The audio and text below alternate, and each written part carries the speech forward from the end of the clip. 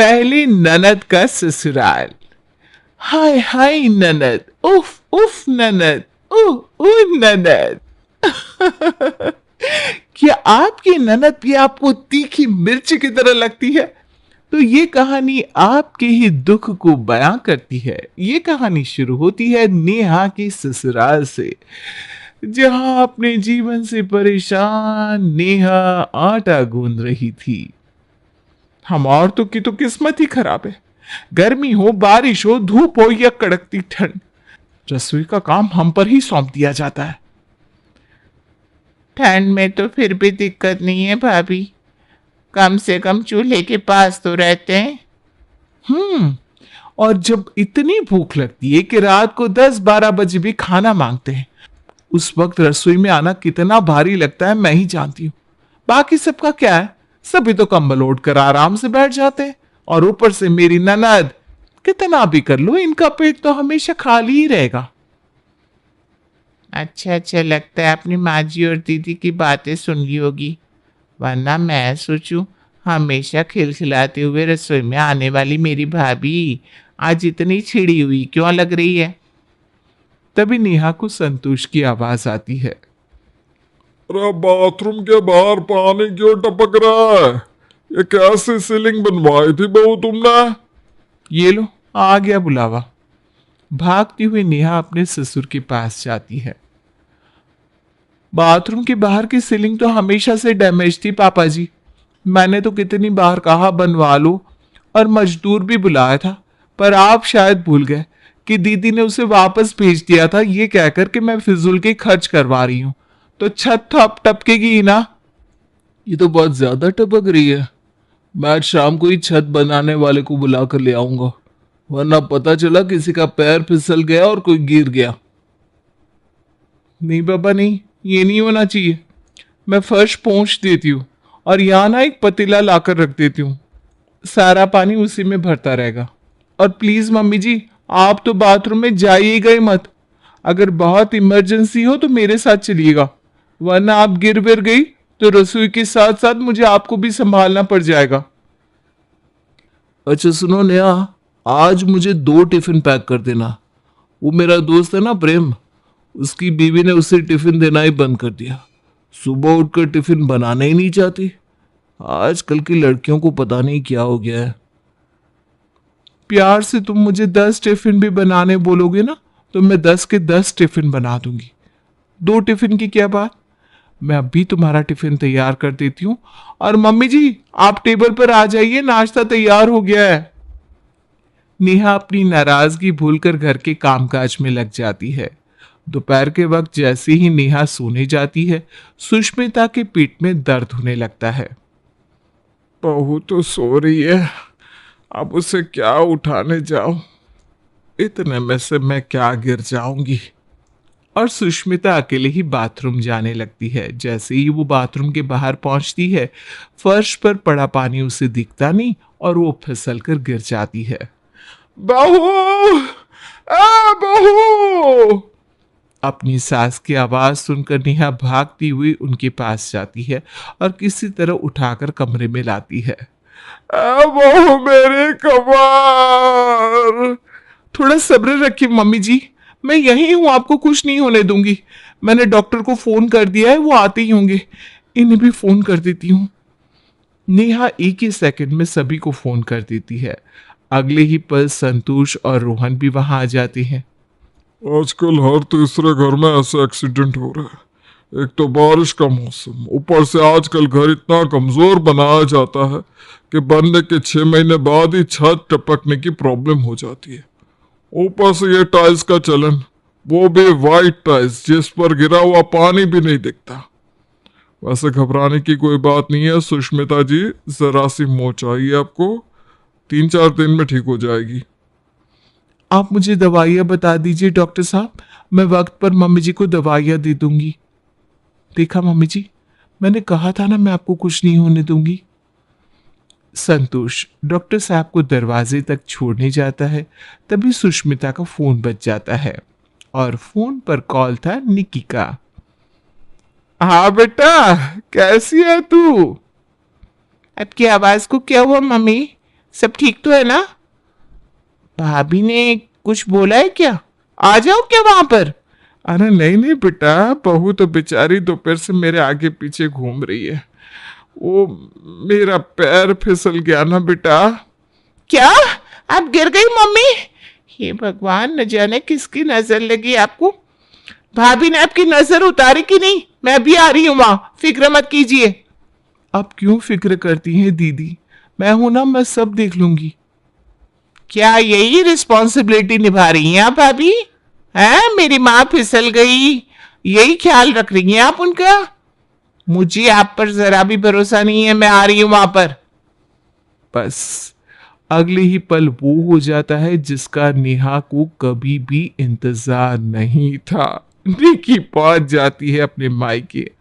दरवाजे से निक्की चिल्लाती हुई अपने घर में घुसती है। गिरा दिया मेरी माँ को।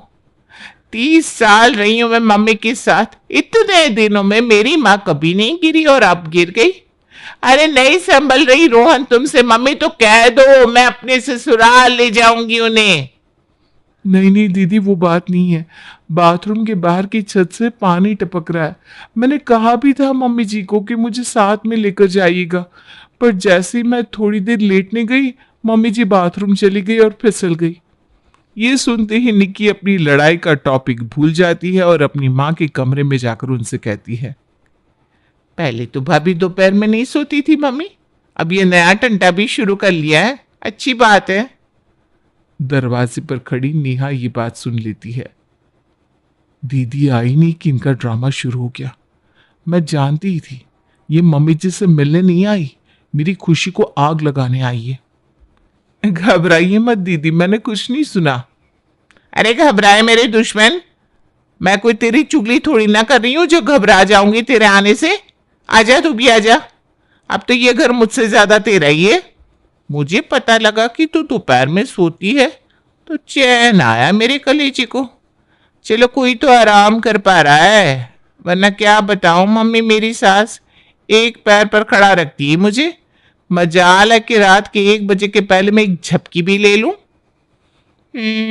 इस मामले में आपकी किस्मत का जवाब नहीं भाभी।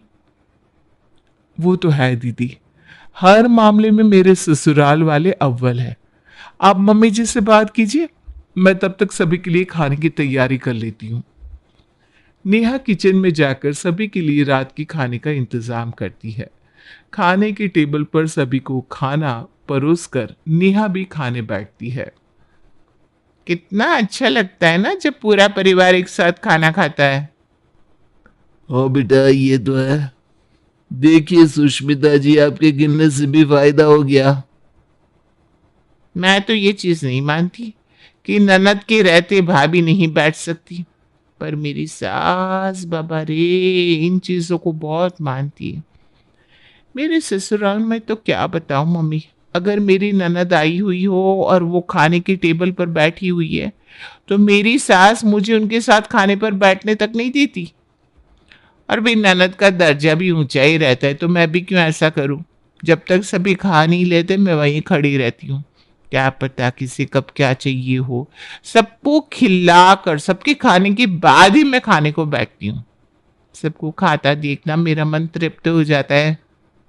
मेरा खाना भी बर्दाश्त नहीं हो रहा है।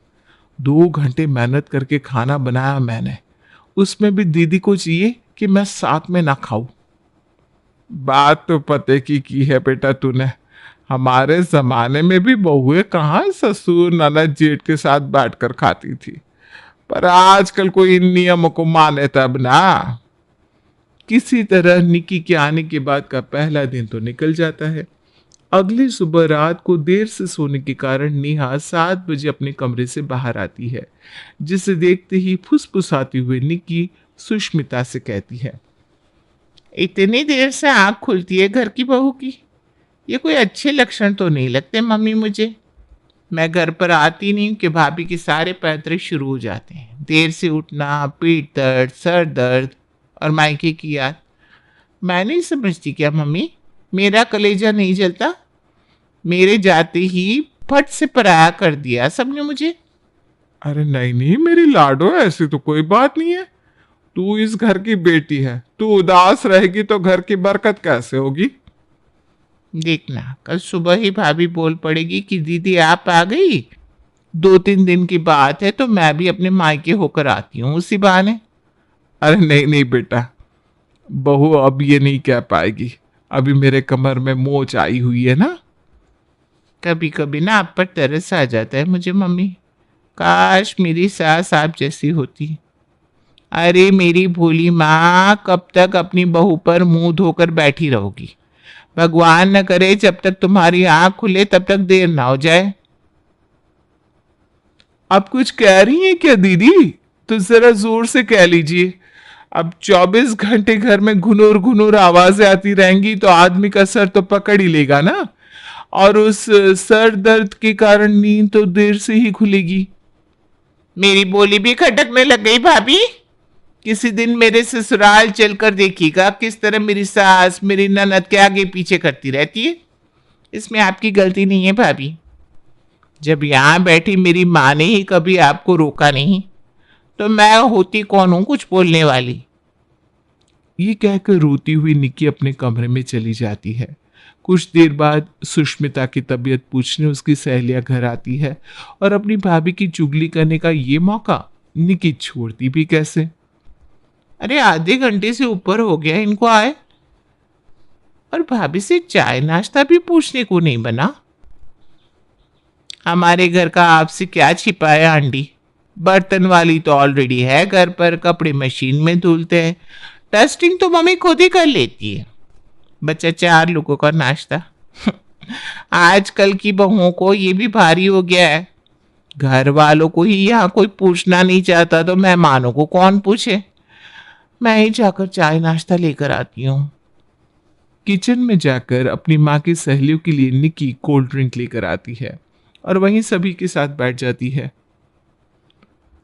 ये सूट तो बड़ा जच रहा है बेटा तुझ पर। आने के सगुन पर नेहा ने दिया क्या? सगुन? काहे का शगुन आंटी जी? ना आते वक्त हाथ में कुछ रखती है भाभी, ना ही जाते वक्त। मजाल है कि मेरी ननद मेरे घर आए और मैं उन्हें खाली हाथ भेज दूं। मेरी ननद की शादी को 7 साल हो गए। एक ननद भी नहीं है, 3-3 ननद है। एक गई तो एक आई, पर आज भी जब भी वो आती है हाथ में कम से कम 5100 रखते हैं मेरे पति। अरे रखना ही चाहिए, पर अपनी अपनी किस्मत है, अपने अपने संस्कार है। अपनी अपनी किस्मत तो है दीदी। जीजा जी की 4-4 फैक्ट्रियां हैं और आपकी भाई एक कंपनी में काम करते हैं जिसमें इनकी सैलरी ही कुल मिलाकर 50,000 है। जिस हिसाब से हमारे घर पर मेहमानों का आना जाना लगा रहता है, अब सबके हाथों में कुछ ना कुछ रखती रहूंगी तो 50,000 में से 5,000 भी हाथ में नहीं रह जाएगा। ये लीजिए, सबके सामने ही है आंटी जी। ये सब बातें होती है क्या मन से लगाने की? मैं कोई भाभी को ताना थोड़ी ना दे रही थी, मैं तो बस एक बात बता रही थी।